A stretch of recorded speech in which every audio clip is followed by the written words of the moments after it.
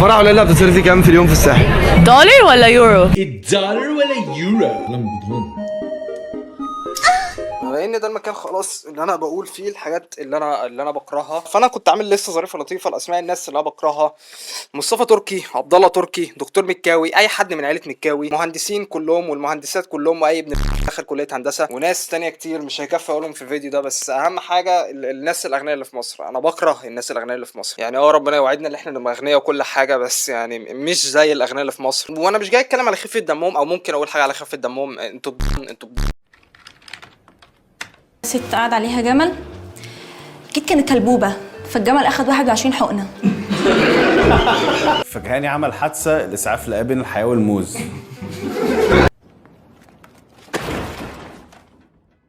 انا عارف ان الكوميديا المصريه بتكون مبنيه على المعاناه ومش عارف ايه، بس انتوا ما بتعنوش قوي، فما عندكوش كوميديا مش ذنبكم، انا اسف. بس انتوا برضو في نوعين من الاغنياء اللي في مصر. هو ليه الكاميرا عامله كاني في فيلم؟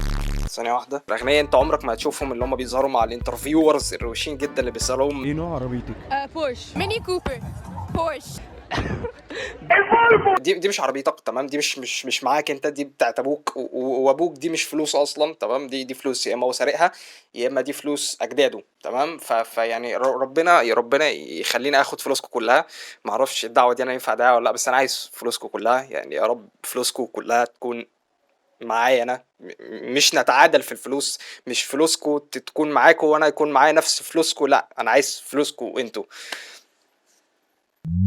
وفي النوع التاني من الاغنياء اللي هم مش اغنياء قوي او كانوا اغنياء قوي وبعد كده تاثروا بالاحداث اللي بتحصل في البلد الكويسه جدا اللي ما ينفعش اعترض عليها في الفيديو. فبيحاولوا يتواكبوا ما بين الغناء اللي هم كانوا فيه والطبقه اللي هم وصلوا لها، اللي هي برضه غنيه جدا، بس برضه يعني في فرق. انت فاهم قصدي؟ هتيجوا تسالوني يا ماجد انت في انهي طبقه؟ يعني انا والله ما اعرف انا في انهي طبقه. لما بيكون معايا فلوس بصرفها بدلع نفسي، بحاول اعيش نفسي مع الطبقه العليا دي، علشان يعني you live it once، وانا كده مش مرتبط ولا فارق معايا اصرف فلوس على حد. فقشطه، انا مبسوط جدا كده. المهم الاغنياء اللي بيحصل لهم دروب في الفلوس بيحاولوا يتعايشوا في الطبقه اللي هم فيها، وبيفتكروا ان هم بقوا فقراء خلاص، وبيدوروا على اي شغل. والموضوع ده بيحرق دمي بطريقه بنت يعني انت غالي معاك عربيه سعرها ما يقارب ل1,000,000، بتدور على شغلانه ب 4000 جنيه ليه يا ابن انت ساكن في الشيخ زايد او مدينتي او ما اعرفش الاغنياء عايشين فين دلوقتي؟ هتروح كل يوم الشغل بالعربيه التجمع؟ يا غبي يا عبيط يا هطل. يعني ولا هتجيب حق البنزين ولا هتجيب حق التعب. عايز تحس بس ان انا بشتغل واصرف على نفسي. مش عايز اظلمك برضه قوي، عشان انا الشهر اللي فات على التفه كنت هشتغل شغلانه ب 2000 جنيه في الشهر. بس انا ما كنتش هشتغل عشان فلوس، انا كنت هشتغل بس علشان قضيت من قعده البيت وشغل البيت بس والشغلانه جنبي اصلا. فيعني انت عبيط وهطل، انا ذكي جدا. ده بس اللي انا عايز اوجهه، مش احنا الاتنين عبط، انت اللي عبيط انا ذكي جدا. مش هكمل كلام في الحوار ده علشان ما يبانش ان انا بتكلم على حد معين. وبالله عليك لو انت غني ومعاك شويه فلوس، ما تستثمرش فلوسك في هوديز او لوكال براند من انواع البراندات او الثريفتنج اللي بيحصل دلوقتي. هروح الوكاله اشتري لي بطن هدوم مستعمله وبعد كده ابيعهم تاني واعمل فلوس كتير قوي. انا اروح اعمل لوكال براند بنطلونات وهنجح عشان انا بنت واعرف اصور فيها فيديوهات على التيك توك وانجحها. وفعلا بينجحوا. في بنت اللي عامله براند باليرينا. يعني انا اكيد مش هشتري من البراند، بس كنت بتفرج على كل فيديوهات البراند عشان اجرب their famous cup sauce. اول حاجه جربتها كانت السبايسي تشيكن تندرز بالناشفيل اويل. اول حاجه كانت الميديوم ليفل، دي كانت السبايسز بتاعتها بيرفكت، بس انا بحب سبايسي اكتر فجربت.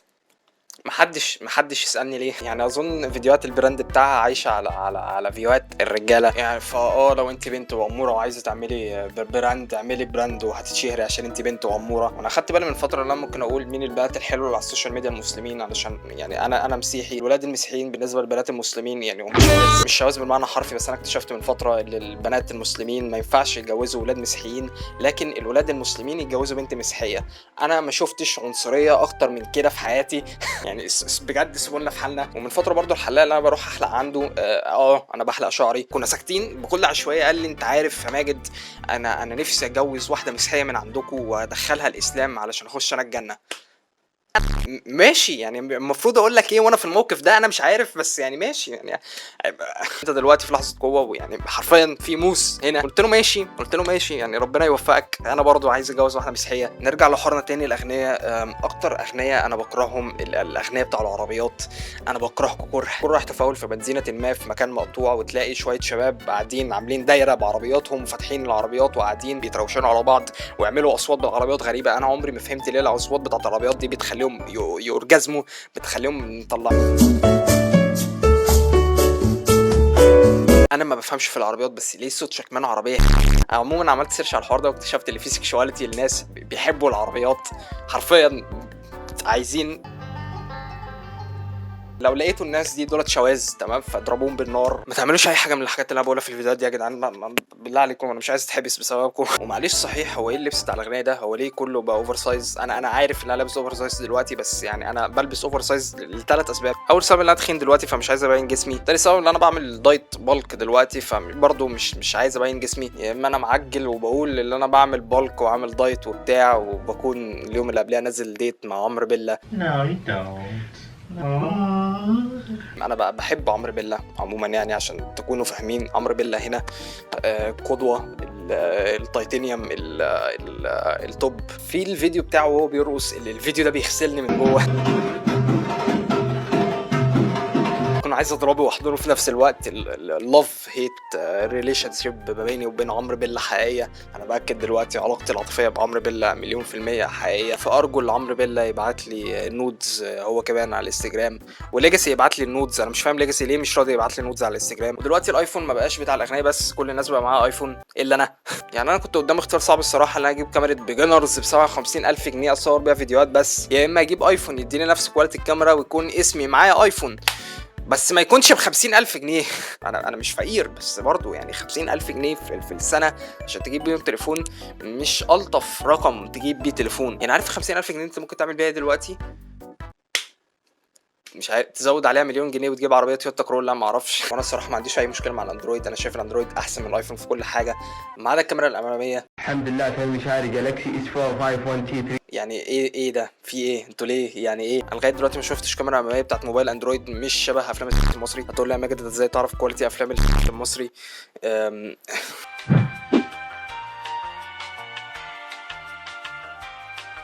فترة قريبة فيلم الحريفة كان نزل وكنت عايز اتفرج عليه مع اصحابي بس ما عرفتش اظبط، فقلت انا اقعد في البيت ملك كينج، هفتح تليجرام والاقي الفيلم واتفرج عليه. وفتحت تليجرام وكتبت الحريفه ودخلت علشان المكتوب عليها فيلم الحريفه متسرب كامل، ودخلت لقيت لينكين، لينك احمل منه برنامج واللينك التاني اخش عليه عشان اتفرج على الفيلم من البرنامج. ودخلت زي الطفل البريء ولقيتها كلها فايلات عن تيل المحله، عن تيل اسكندريه، مدرب الكاراتيه المعتزل. الاسامي انا عرفت ده ايه، بس نال التشويق اللي انا اشوف اللي جوه الفايلات. ويا ريتني ما دخلت على فيديو من الفيديوهات وكل اللي انا شفته انا مش فاهم من فوق من تحت. انا كل اللي انا شايفه حاجه مقززه جدا بتحصل وكميه دهون غير طبيعيه، بجد من اكتر حاجات المقززه اللي اتفرجت عليها. بس برضو الشوق كان لسه واخدني وفضلت ادور على حاجه مميزه. لقيت فايل مكتوب عليه بيت مصري، وانا الصراحه مخيلت عن بيوت اللي هي بيوت كلها لومات بينك وموف ولمبه ديسكو، هتخش هتلاقي اغاني وبتاع، واحده قاعده على المكتب بتحجز معاها بتطلع لك صور بنات بتقول لها ايوه دي وبس. ده كل مخيلتي عن بيوت. فدخلت على فيديو وعكس ما كنت متوقع خالص، 2 ستات معديين 60 سنه، احجام جامبو. فانا قلت اكيد في حاجه غلط في الفيديو، فعملت سكيب شويه وشفت حاجه خلتني اتساءل الجسم البشري شغال ازاي اصلا. ايه ازاي انا مش مستوعب. خلاص انا هقفل الموضوع ده عشان بجد انا تعبان من ساعه ما اتفرجت على القرف ده. بس ثانيه صحيح، انا برضو كملت تقليب والكلام دلوقتي جد سيكا. لقيت فايلين ابشع من بعض، اول واحد بتاع تحرش وحاجات سيئه جدا. مش اول حاجه على الفايل ده غير خلي بالكم من نفسكم لو انتوا بنات، وخلي بالكم لو حد معاه كاميرا ابن مرش، علشان بجد انا الفايل ده لقيت فيه حاجات بشعه جدا، يعني حاجات المفروض اللي هي طبيعيه بس بتتصور. فيعني خلي بالكم بجد، خلي بالكم. ولو انت بنت وتعرضتي للتحرش ما تخافيش، طلعي ميتين.